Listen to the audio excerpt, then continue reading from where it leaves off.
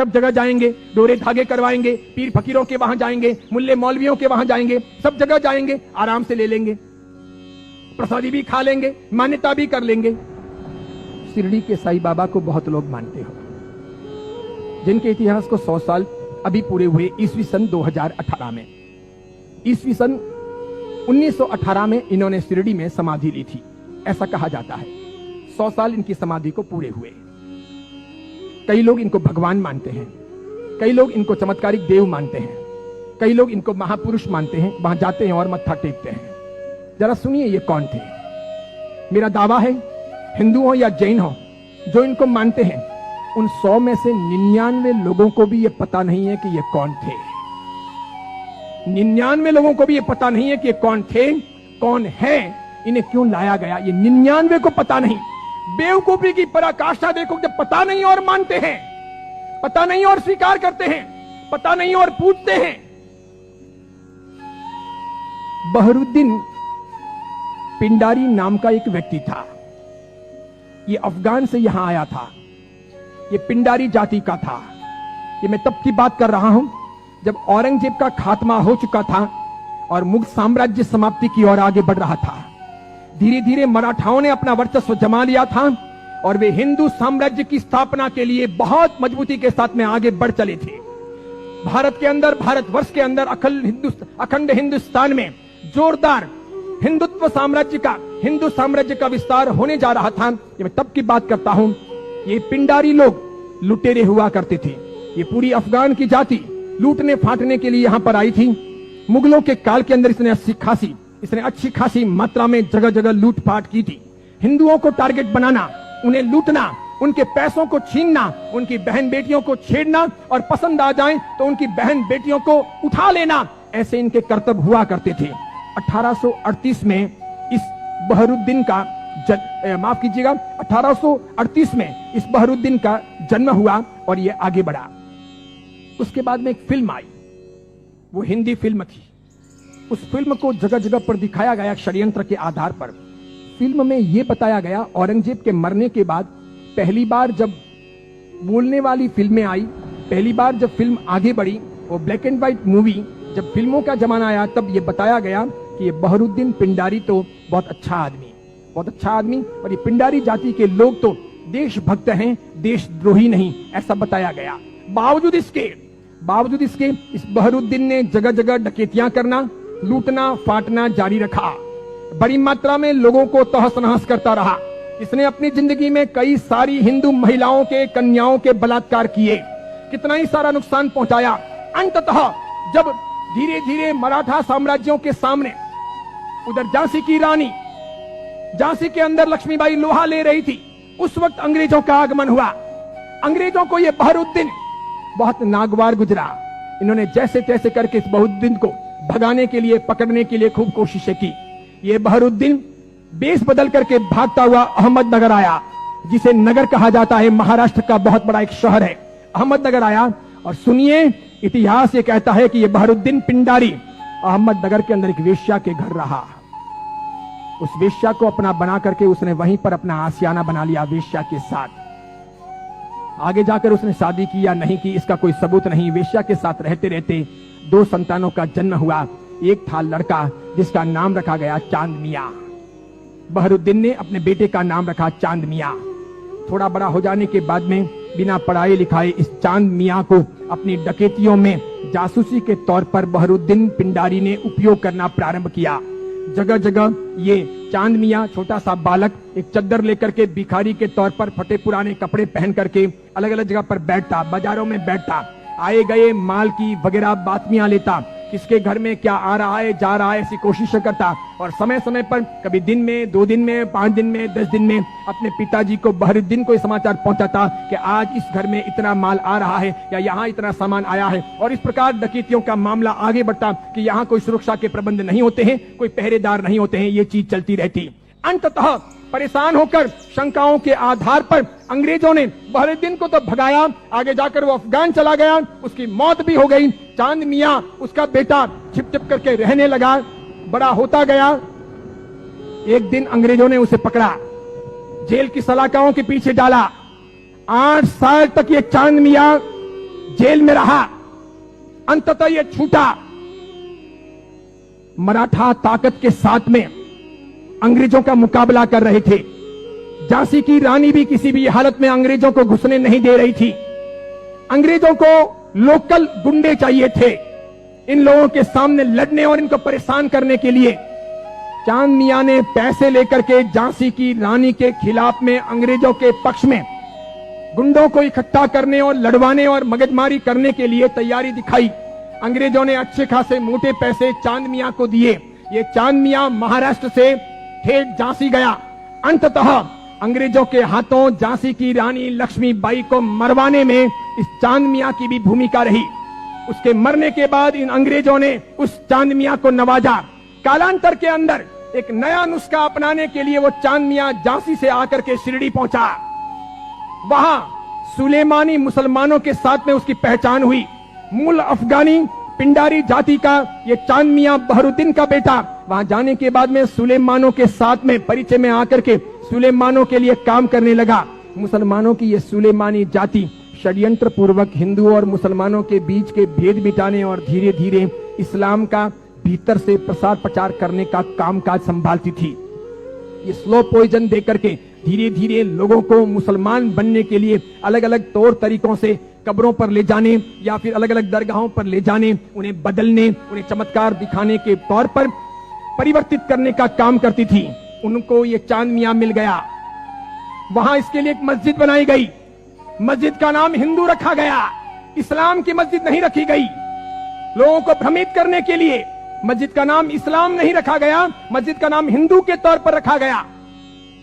इस इंसान ने अपनी जिंदगी में कभी कुछ काम किया हो, कोई साधना की हो, कोई धर्म चलाया हो, कोई धर्म ग्रंथ लिखा हो, कोई बहुत बड़ा व्यापक काम किया हो, ऐसा एक भी उल्लेख आज तक भारतीय इतिहास में नहीं है।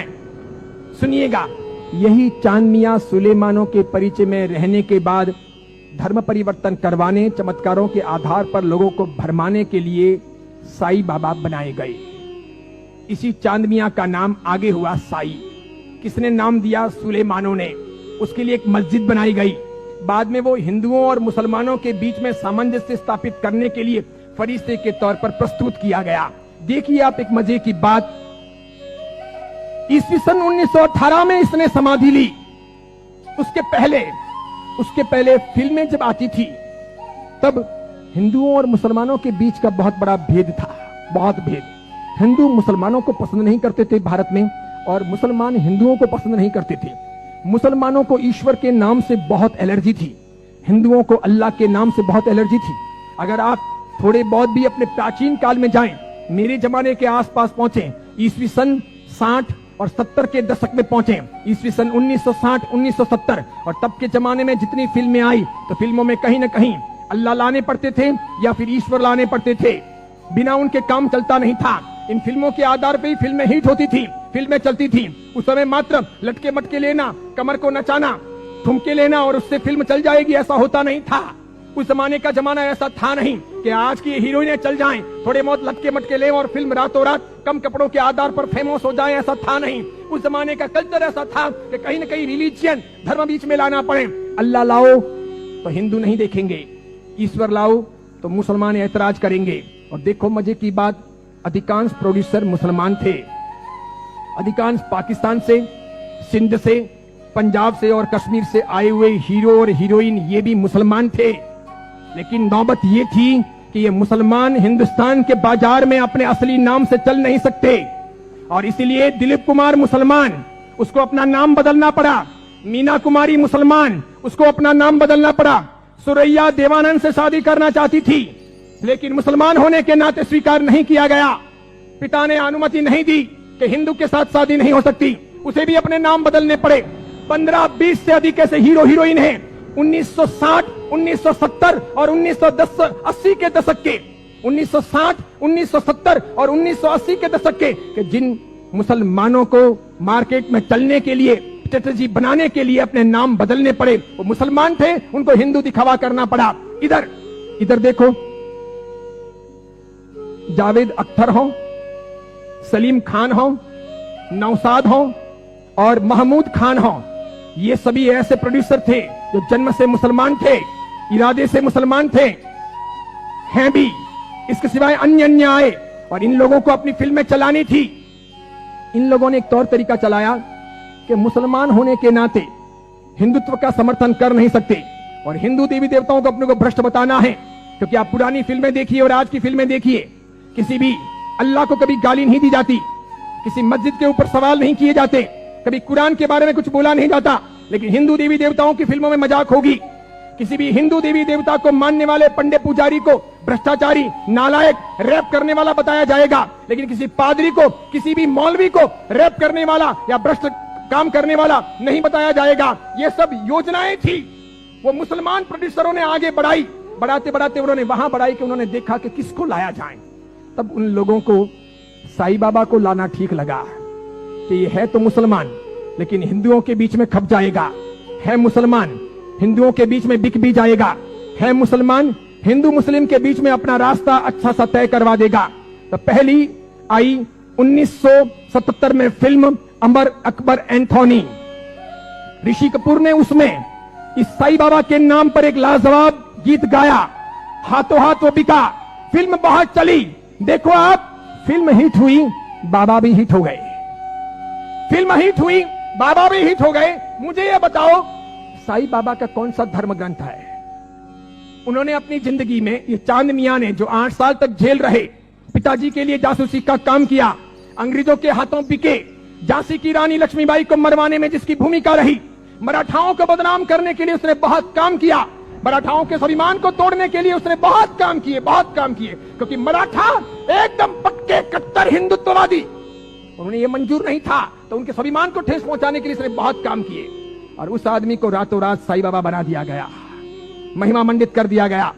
कैसी जोरदार ये सेल्स पॉलिसी थी। हाथों हाथ बाजार में बिके। कैसे बिके? कि जब पहली बार 1918 में इन्होंने समाधि ली, तो 1918, 1919, 1920, 1921, 1922 का ऑडिट देखिए तो इनके शिरडी के साईं बाबा मंदिर का ऑडिट का आमदनी का स्रोत है 1800 रुपए, 2000 रुपए, 2500 रुपए, आखिर में है 3200 रुपए। 1918 से 1925 के बीच में 3200 रुपए की आमदनी वाले ये बाबा क्या हिट हुए। और पागलों की तरह हिंदुओं ने और जैनों ने कितना उनको हिट किया, कितने वो वहां गए, कितने मत्थे टेके और कितना पैसा बर्बाद किया कि आज शिरडी के साईं बाबा के मंदिर की वार्षिक आमदनी है 371 करोड़, 371 करोड़। वहां मुसलमान जाने वाले 5% भी नहीं, वहां जाने वाले मुसलमान 5% भी नहीं, और जाने वाले हिंदू और जैन 95%, पैसे खर्च करने वाले अधिकांश 95%।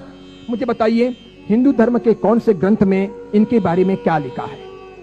उपनिषदों में, वेदों में, महाभारत में, रामायण में, उसके बाद के किसी साहित्य में कि कभी शिरडी के साईं बाबा होंगे या हुए हैं, या वो फरिश्ते हैं, वो कोई अवतारी हैं, वो कोई हिंदू देवी देवता हैं? बिल्कुल नहीं। लेकिन हिंदू धर्म को भ्रष्ट करने, उनको बहलाने फुसलाने के लिए काम किया गया और ये सफल हो गया, सफल हो गया। हाथों हाथ ये बिक गए। आज तो देखिए, आज हिंदुस्तान के अधिकांश हिंदू मंदिरों में हिंदुओं के देवी देवता छोटे हो गए हैं, साईं बाबा बड़े हो गए हैं। हिंदुओं के देवी देवता साइड में हो गए हैं, साईं बाबा प्रमुख हो गए हैं। हिंदुओं के देवी देवता कम कमाऊ हो गए हैं, साईं बाबा अधिक कमाऊ हो गए हैं। जिसको भी अपनी दुकानदारी चलानी हो और भगवानों के नाम पर, देवी देवताओं के नाम पर पैसा कमाना हो, साईं बाबा की मूर्ति ला दो। आप भी प्रयोग कर सकते हो। दुकान बराबर नहीं चलती हो तो दुकान के बाहर बिठा दो, धनाधन उसका गल्ला अच्छा चलेगा, आपकी दुकान के गल्ले से भी अच्छा। बस ऐसी बात हो गई। चमत्कारों के तौर पर मुझे बताइए कि उन्होंने क्या किया, उनसे क्या हुआ? बताइए कि शिरडी जाने वाले सभी लोग अमीर हुए, सभी की गरीबी दूर हो गई, सब लखपति करोड़पति हुए, अरबपति हुए? क्या सभी के दुख दूर हो गए? जो वहां गए और हर साल जाते हैं, क्या वे बीमार नहीं पड़ते? क्या उनके घर में बाल बच्चे बराबर पैदा होते हैं, वे वांझिए नहीं रहते? क्या उनके वहां पर किसी का एक्सीडेंट नहीं होता, दुर्घटना नहीं होती? क्या शिरडी जाते हैं और मानते हैं उनके सब ख्वाब पूरे होते हैं? बताइए मुझे। और दूसरी बात, एक जैन परंपरा में जन्म लेकर, अरिहंत को मानकर, सुदेव सुगुरु सुधर्म के आधार पर चलकर आपको कौन सा दुख हुआ? कौन सी भीख मांगनी पड़ी? कौन सी तकलीफें हुई? अरे मजारों पर जाकर अगर बीमारियां दूर हो सकती थी, कब्रिस्तानों पर जाकर अगर बीमारियों से हम मुक्त हो सकते थे, या शिरडी के साईं बाबा के वहां पर मत्था टेक करके हम अपने रोगों से मुक्त हो सकते थे, तो फिर बड़े बड़े अस्पतालों के निर्माण की आवश्यकता क्या थी? बीमारियां जब मजारों पर और शिरडी के साईं बाबा के वहीं पर दूर हो जाएगी, तो फिर अस्पतालों की जरूरत क्या है? कितनी बड़ी मात्रा में हिंदुओं का शोषण हो रहा है। देखना आप, आने वाले कुछ समय के बाद हिंदू धर्म दो भागों में बंट रहा है। आज मैं उद्घोषणा कर रहा हूं, ये बहुत बड़ी भविष्यवाणी है। इन दोनों के बीच में गहरा संघर्ष चलेगा और इन दोनों के बंटवारे में, इन दोनों की लड़ाइयों में दूसरे धर्म के लोग हावी हो जाएंगे। वे अपना रास्ता तय कर लेंगे और इस प्रकार उनका षड्यंत्र सफल हो जाएगा। आगे जाकर के अब दो प्रकार के हिंदू आपको देखने को मिलेंगे। हिंदू धर्म दो भागों में बटेगा, एक साई भक्त हिंदू, दूसरे सनातनी हिंदू। दो प्रकार के हिंदू आपको देखने को मिलेंगे। एक वे जो साईं बाबा को मानते हैं, दूसरे वे जो साईं बाबा को नहीं मानते हैं। कई सारे हिंदू पंडित पुजारी हैं, कई सारे हिंदू संत महात्मा हैं, उनको भी अक्ल नहीं है। वे भी शिरडी के साईं बाबा के वहां पर जाते हैं और उनको मानते हैं और उनके मंदिर बनाते हैं और उनकी पूजा करते हैं। उनको पता नहीं कि राम का इतिहास है, कृष्ण का इतिहास है, बजरंग बली का इतिहास है, महाभारत का इतिहास है, रामायण का इतिहास है, देवी देवताओं का इतिहास है। इनका कोई इतिहास नहीं। ये हिंदू नहीं, ये साधक नहीं। जैन साधु साध्वी भी शिरडी जाते हैं तो यदा कदा दर्शन करने के लिए वहां चले जाते हैं और कर्म फोड़ के चले आते हैं। कितने बेशर्म होते हैं ऐसे जैन साधु साध्वी। क्यों उन्होंने पंच महाव्रत लिए हैं? क्यों उन्होंने सफेद कपड़े पहने हैं? मैंने कितने ही अलग अलग अपने संप्रदायों के जैन साधु साध्वियों को यात्रा के दौरान शिरडी जाते हुए देखा। वहां जैन मंदिर भी है, उपाश्रय भी है, स्थानक भी है, और उसके बाद में कभी न कभी वहां के श्रावकों को कहकर या अपने चेले चपाटियों को साथ में लेकर वे शिरडी के साईं बाबा के मंदिर में दरबार में चले जाते हैं। जिस इंसान ने बलात्कार किया हो, डकैतियां की हो, चीना झपटी की हो, जिसने झांसी की रानी को मरवाया हो, जिसने हिंदुत्व का नाश किया हो, जिसका ऐसा कामकाज रहा हो, उसको रातों रात फरिश्ता बनाया गया हो और उसे हम पूजे। ये कौन से देवी देवता हुए? ये कौन सा चमत्कार हुआ? ये क्या क्या साधना के उच्चतम बिंदु हुए? बताइए, आदर्श कहां है? नैतिकता कहां है? योग्यता कहां है? बहुत सारे लोग ख्वाजा मोइनुद्दीन चिश्ती की दरगाह पर जाते हैं।